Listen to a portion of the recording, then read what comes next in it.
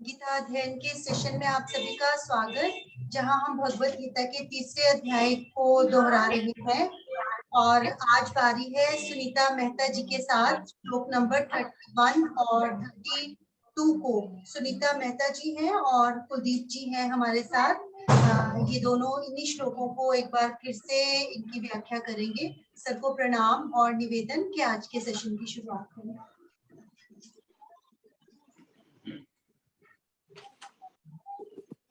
जी हरि ओम जी। Sir को मेरा प्रणाम। अभी शुरुआत कर लें। 1 मिनट सुनीता दीदी स्टार्ट कर दें दीदी सर, उसके बाद आप शुरू करना। ठीक है, ठीक।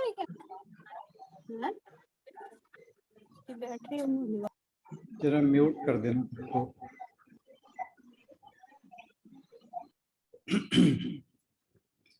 ओम वसुदेव सुतं देवं कंसचाणूरमर्दनं देवकी परमानंदं कृष्णं वंदे जगद्गुरुं। सभी को बहुत बहुत प्रणाम। हम गीता जी के तीसरे अध्याय पर पुनर्विचार कर रहे हैं, रिवीजन कर रहे हैं। और कल हमने 30वें श्लोक तक चर्चा की थी और 30वें श्लोक में कुछ बातें रह गई थी जिन्हें मैं आज थोड़ा सा ऐड करना चाहूँगा। उसके बाद हम 31 और 32वां श्लोक सुनीता मेहता बहन जी के साथ। तो जो 30वां श्लोक था उसमें भगवान जी कहते हैं, मयि सर्वाणि कर्माणि संन्यस्य अध्यात्म चेतसा निराशीर निर्ममो भूत्वा युद्धस्व विगत जुरः। योग वशिष्ठ में आता है कि जब ब्रह्मा जी ने अपने मानस पुत्र वशिष्ठ जी को उत्पन्न किया तो उनको उन्होंने आज्ञा दी कि देखो, इस दुनिया में 2 प्रकार के लोग हैं। एक तो ज्ञान योगेन सांख्यानाम एंड कर्म योगेन योगिनाम, जैसा कि भगवान जी ने इस अध्याय के शुरू में कहा था। कर्म योगी कर्म प्रधान है और ज्ञान योगी ज्ञान प्रधान है। तो जो कर्म योगी थे, जो कर्म प्रधान थे, उन लोगों के लिए कर्म कांड की रचना हुई वेद में। उनको कर्म कांड में लगा दिया और साथ में वशिष्ठ जी को कहा कि इन लोगों के मन में भ्रांति मत डालना, उन्हें कर्म कांड में लगे रहे, क्योंकि कर्म कांड का अपना महत्व है। संसार में कोई भी चीज बेमतलब या अर्थहीन नहीं है। हर एक चीज का अपना अपना महत्व है और उसकी वजह यह है कि इस जगत का निर्माण द्वंद्वों पर आधारित है। जहां दुख है वहां सुख है, पाप है तो पुण्य है, शुभ है अशुभ है। तो आप हर जगह हर क्षेत्र में अपने चारों ओर कहीं भी देखें, आपको हर तरफ द्वंद्व ही द्वंद्व नजर आएंगे। तो ये जो जगत है ये द्वंद्वों से बना है। और भगवान जी ने श्लोक में जो कर्म योगी के लिए मार्ग बताया है, उसमें उन्होंने 4-5 तरह की बातें कही। यहाँ पर अगर हम इस श्लोक पर नजर डालें तो 5 बड़े इंपॉर्टेंट वर्ड यूज किए कर्म योगी के लिए। कहा तो सब कुछ अर्जुन को है, लेकिन उसके माध्यम से सब कुछ कर्म योगी हमारे जैसे जो सांसारिक व्यक्ति हैं उनके लिए कहा है। सबसे पहली चीज अध्यात्म चित्त, अध्यात्म चेतसा। अध्यात्म चेतसा का अर्थ क्या हुआ?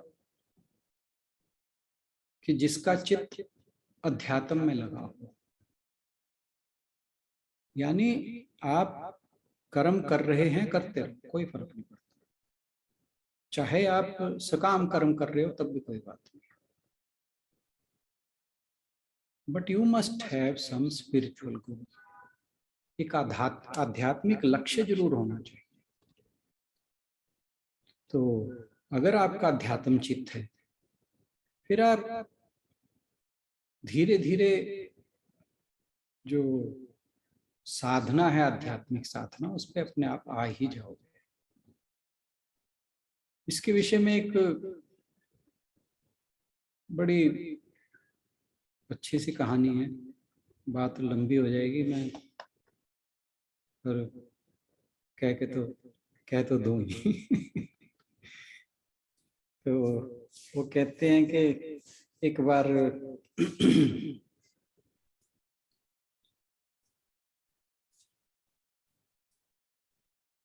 विश्वामित्र तपस्वी थे।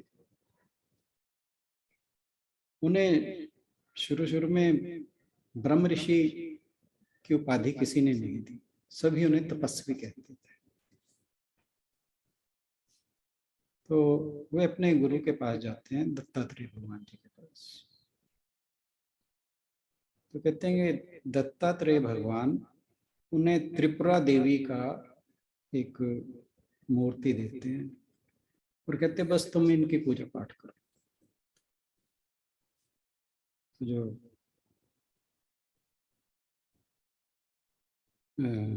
विश्वामित्र जी थे, वो उस मूर्ति की बड़े मन से पूजा करते। रोज सुबह उठते, नित्य क्रम के बाद नहलाते धुलाते, फूल अर्पण करते, माल्यार्पण करते, प्रसाद चढ़ाते, और जो जैसे जैसे जो भी विधान था वो सारा पूरा करते।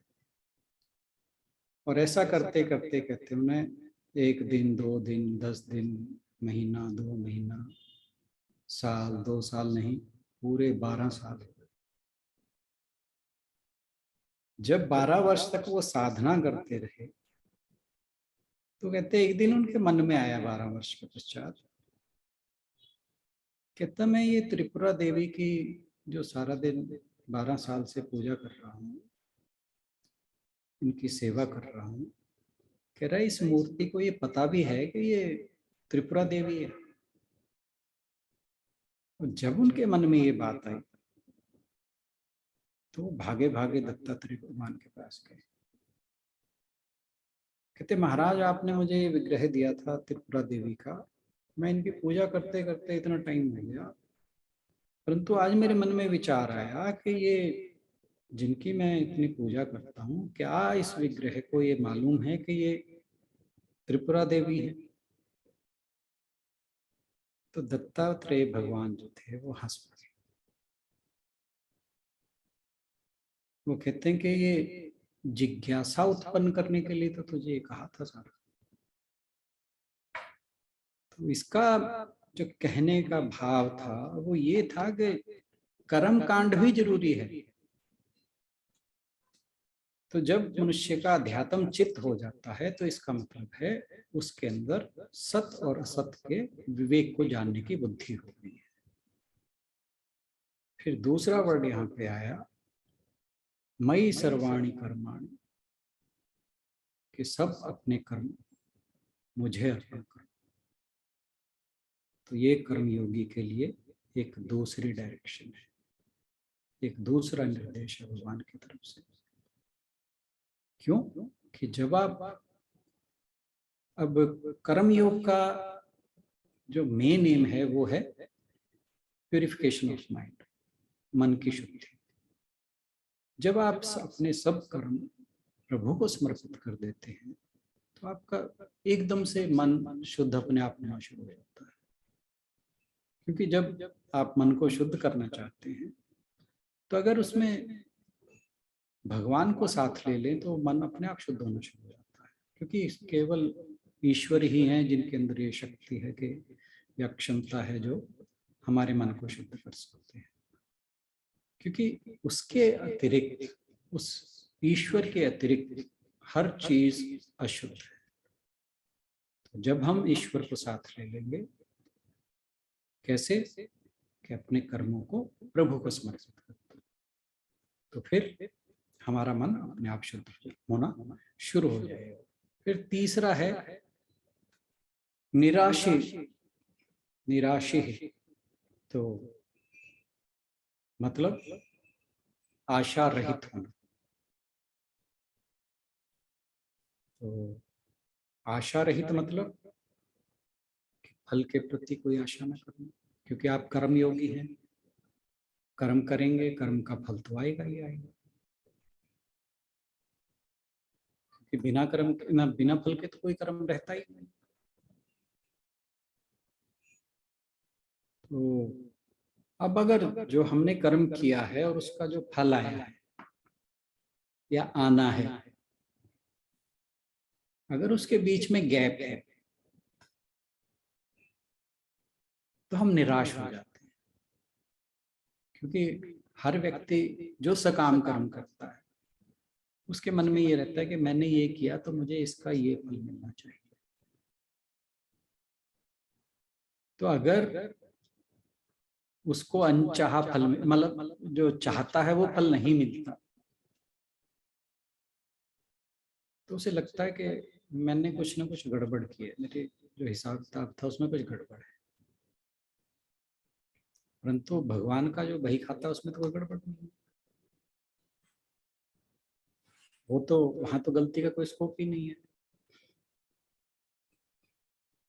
तो आशा रहित होने का मतलब ये है कि आप अपने कर्म करते जाओ, जो भी होगा, और खास तौर पे वो जो आपको पसंद नहीं।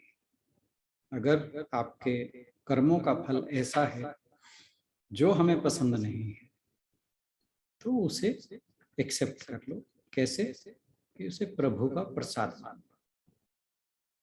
तो इस तरह का जो भाव है उसे कहते हैं प्रसाद बुद्धि। तो अब यहाँ पर 3 बातें हो चुकी हैं। पहली तो विवेक बुद्धि यानी अध्यात्म चित्त, दूसरा था कि ईश्वर के प्रति समर्पण, और तीसरा निराशी यानी प्रसाद बुद्धि। जो कुछ भी हो रहा है, जो कुछ भी हमारे कर्मों का के द्वारा हमारे सामने आ रहा है, वो ईश्वर का प्रसाद। फिर चौथा था निर्ममो।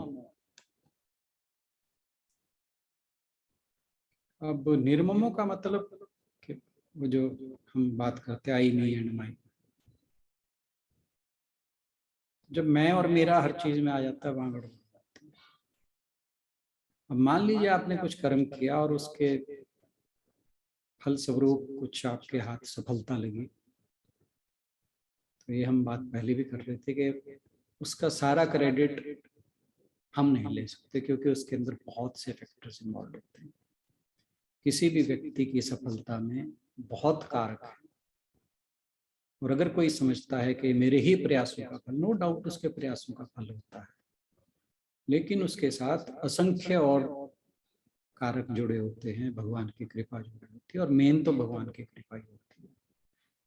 जब तक भगवत कृपा नहीं होगी, किसी भी कार्य का फल जो है वो सफल नहीं हो सकता। तो इसलिए मनुष्य को हमेशा नम्र होना चाहिए, विनम्र होना चाहिए। 5वां विगत ज्वर। ये 5 बातें, ये पूरे श्लोक में 5 बातें कि संताप को छोड़कर युद्ध करो। अब यहाँ जो ताप ज्वर की बात हो रही है, ज्वर 2 तरह का है। एक तो जो हमारा शारीरिक है, जो ये स्थूल शरीर है, जब इसमें कुछ भी दिक्कत होती है तो अक्सर हम देखते हैं हमारे शरीर का ताप बढ़ जाता है। और यहाँ पर जो भगवान जी बात कर रहे हैं वो इस ताप की बात नहीं कर रहे, वो मानसिक ताप की बात कर रहे हैं। क्यों? जब हम कर्म करते हैं और खास तौर पर सकाम कर्म, तो मन में बहुत सी चीजें चल रही, मन में स्ट्रेस होता है, चिंता होती है, भय होता है, संदेह होता है।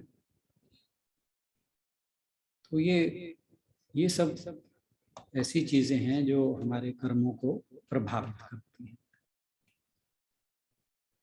और जो यहाँ पर विगत ज्वरः कहा गया है, उसका मतलब है कि सम रहना इन सब स्थितियों में,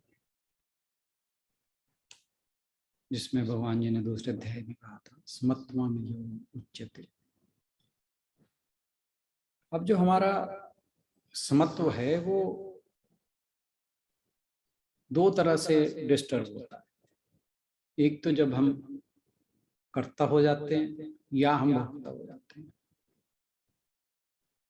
क्योंकि हम जब भी कुछ कर रहे हैं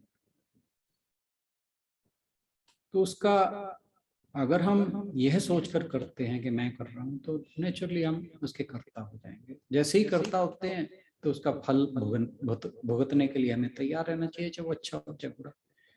तो कर्ता होते ही हम भोक्ता भी हो जाते हैं। तो एक तरफ तो हम कर्म कर रहे हैं, दूसरी तरफ उन कर्मों का प्रभाव या फल होता जा रहा है। तो इसी का नाम जीवन है। जीवन, एक सांसारिक जीवन की जब हम बात करते हैं तो एक बहुत अच्छी लाइन मुझे मिली, life is what happens to you when you are busy doing other things. कि हम कर तो कुछ और रहे हैं और हमारे साथ घट कुछ और रहा है। घट क्यों कर कुछ और रहा है? क्योंकि हम कुछ न कुछ से पहले कर रहे थे जिसके कारण वो घट रहा है, और हम फिर भी अभी अपने एक्शंस में लगे हुए हैं। तो ये इस श्लोक के बारे में ऐड करना चाहता था मैं। Thank you so much. Sunita बहन जी, सुनीता मेहता बहन जी से अनुरोध के वे 31 और 32 श्लोक पर अपने विचार प्रस्तुत करें। सर रीस्टार्ट कर देती हूँ मैं, अलग हो जाएगा, वो छोटे छोटे हो जाएंगे ना।